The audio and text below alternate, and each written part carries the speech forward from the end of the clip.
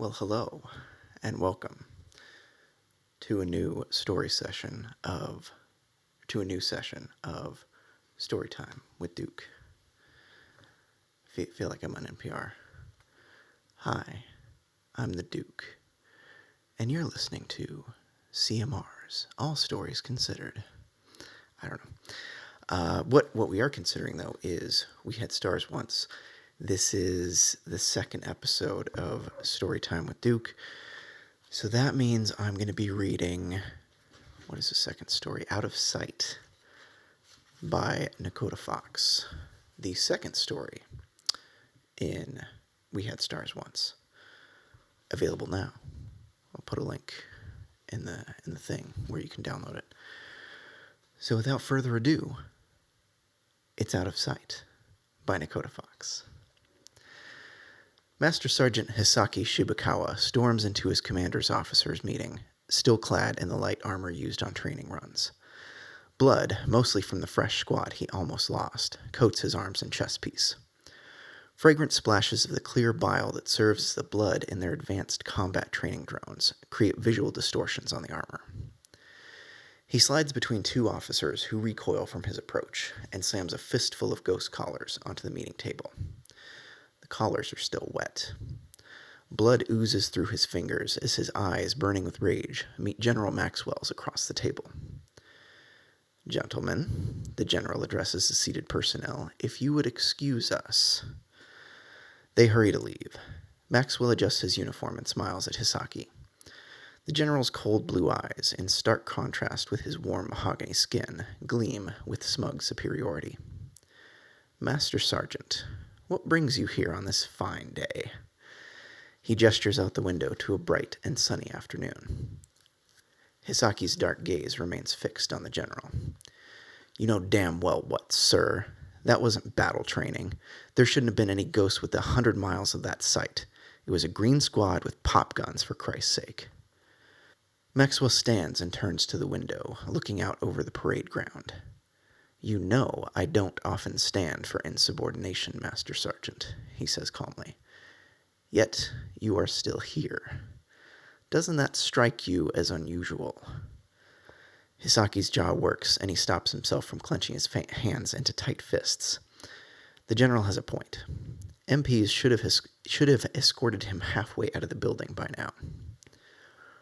Maxwell reaches back to the table for a glass of water, and then returns to the window as he sips it. "I suspect you would find it equally unusual to walk in on a meeting that is solely about you and your recent accomplishment. You had a squad of untested, scared, sniveling new recruits, with nothing better than rocks to defend them against 40 combat ghosts all loaded for bear.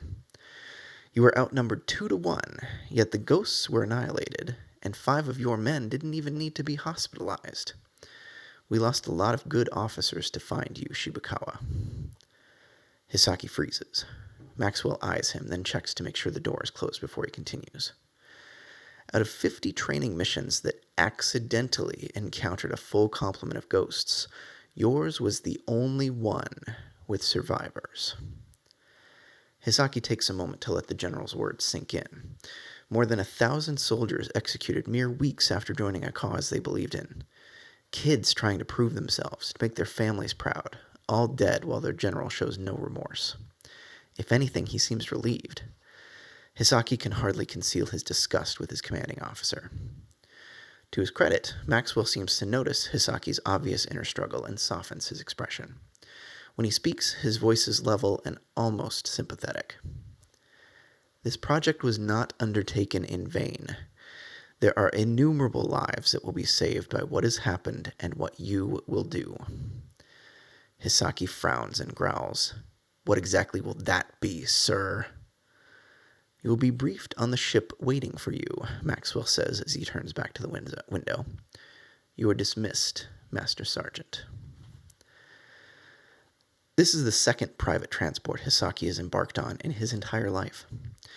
These are the cushy vessels reserved for high-end diplomatic missions or special events. He was a kid traveling with his ambassador father for his first trip. His dad thought it would be fun for him to live like royalty for a few days. It wasn't. He felt out of place the entire time, and not much has changed since. This trip has fewer servants, but he's still sleeping on silk sheets. 3 dropships and their pilots are joining him for the trip. He's not actually seen them or the crew of the transport. His life is being put in a lot of strange hands, and he's not sure if he likes it. Maxwell briefs him via a pre-recorded vid. The transport will land him and the dropships in the middle of nowhere. The dropships will take him to the planet where his package is imprisoned. There they will drop him off and wait. He will traverse 4 miles of jungle along a route that he is not to deviate from. His package will be waiting at the end. The package is actually a group of 40 people between 30 and 40 years of age. Most of them are not combat trained. Maxwell stresses he is not allowed to talk to them past giving orders and finding out their first names.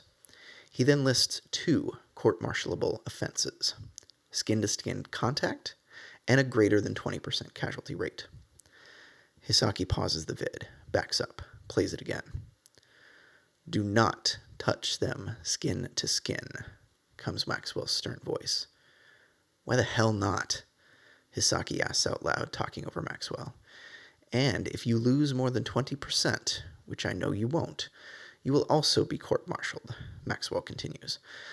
"Do not let them interact with or touch the dropship pilots. Just get them aboard and back to the transport, and we'll do the rest to get these people where they belong."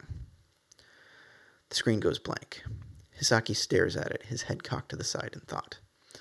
40 middle-aged people with no combat training, 300 ghosts, and him. If he fails, Maxwell will have his head on a platter. The thousands killed to find just the right leader for this mission will have died in vain. These people had better be worth it.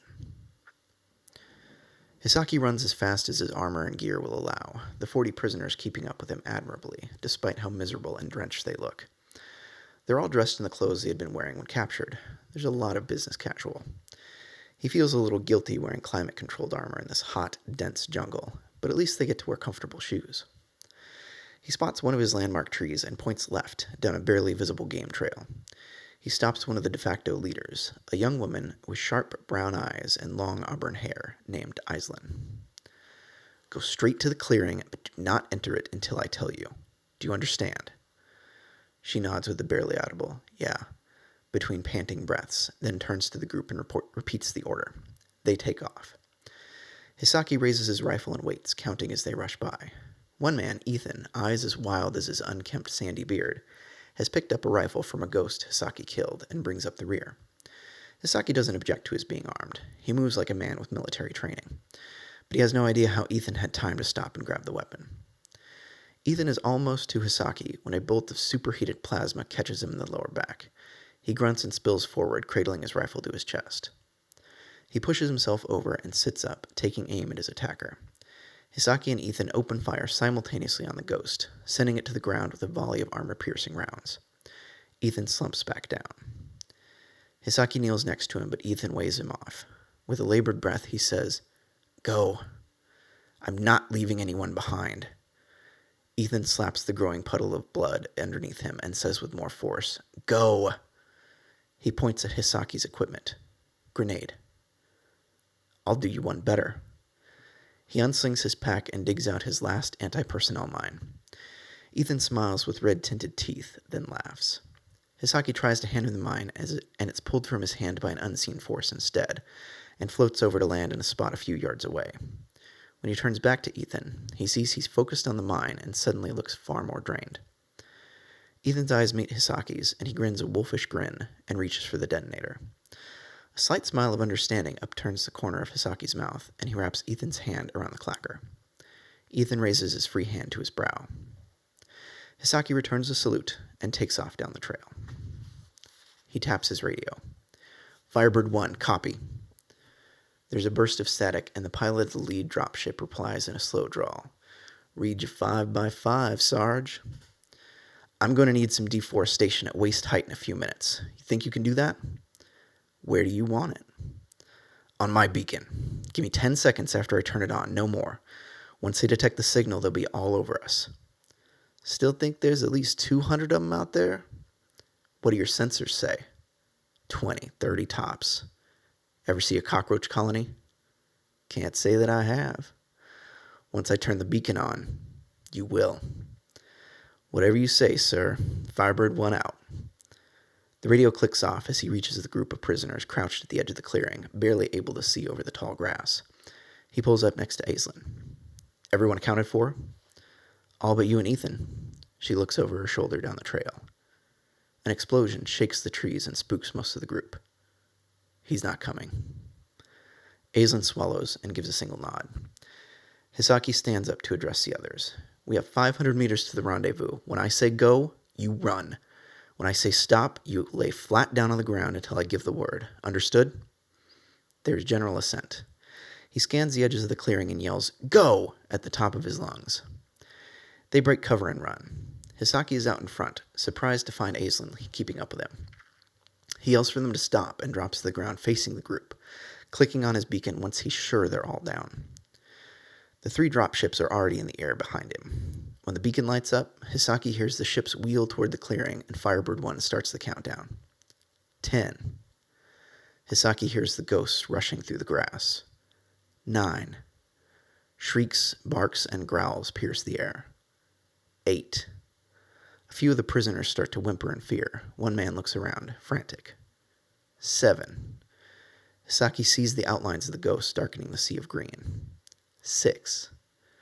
Aislinn whispers next to him, willing the group to remain calm. 5. Her whispers become more insistent. 4. Hisaki sees the frantic man's arm muscles twitch. Aislinn begins to crawl towards him. 3. Aislinn reaches the man as he begins to stand. 2. Hisaki slides toward Aislinn. 1. The man reaches his full height. Fire. Hisaki grabs Aislinn's ankle and drags her backward as hard as he can.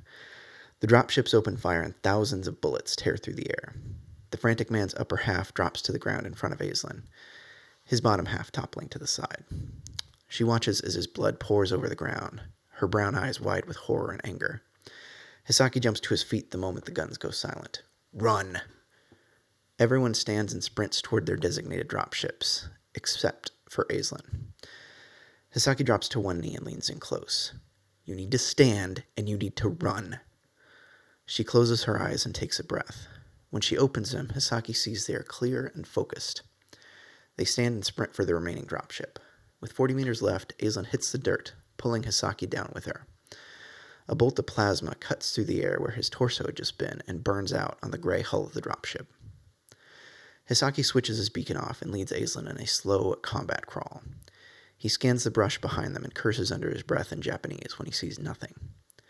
He's aware that Aislinn is moving toward him, but doesn't pay her much attention until her hands are working off his helmet. He immediately pulls away, not wanting a court-martial and growing suspicious of who exactly these people are. Trust me, she says. Easy for you to say. You asked me to trust you, and I have. I've not regretted that yet. Give me the same consideration. Please. Whatever awaits us at home, at least we'll be able to get there. Hisaki frowns but lets her remove his helmet. Then her hands are on either side of his head, the first 2 fingers of each hand on his temples. Close your eyes. He raises an eyebrow. Close my eyes? So I can see them? Are you seeing them terribly well with your eyes open?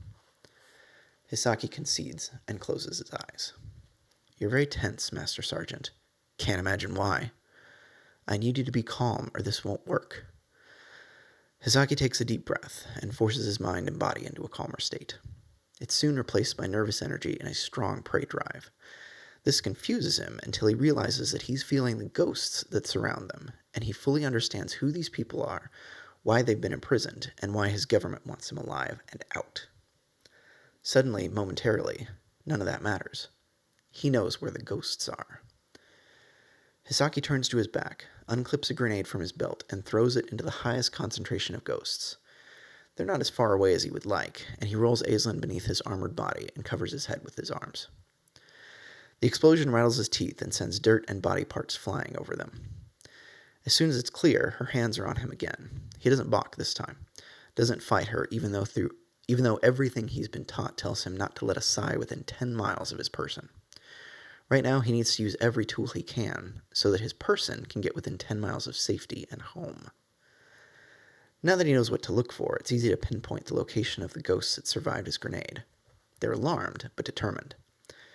He opens his eyes and looks down at Aislinn. She gives him a supportive smile and nod, and releases him. Hisaki replaces his helmet and activates his camouflage. He takes a deep breath, stands, and opens fire. Aislinn's psi power, her empathy, courses through him, allowing him to feel the locations of the ghosts as they advance. By the time his magazine is empty, only wind moves through the grass. Hisaki quickly reloads, keeping his weapon at the ready. When nothing returns fire and he's certain he can't feel them any longer, he yells for Aislinn to run. Aislinn sprints for the dropship with Hisaki at her heels, acting as a shield. He's relieved when she leaps into the dropship and jumps in behind her. He hits the door controls, then taps his comm. All clear. Let's get these people home.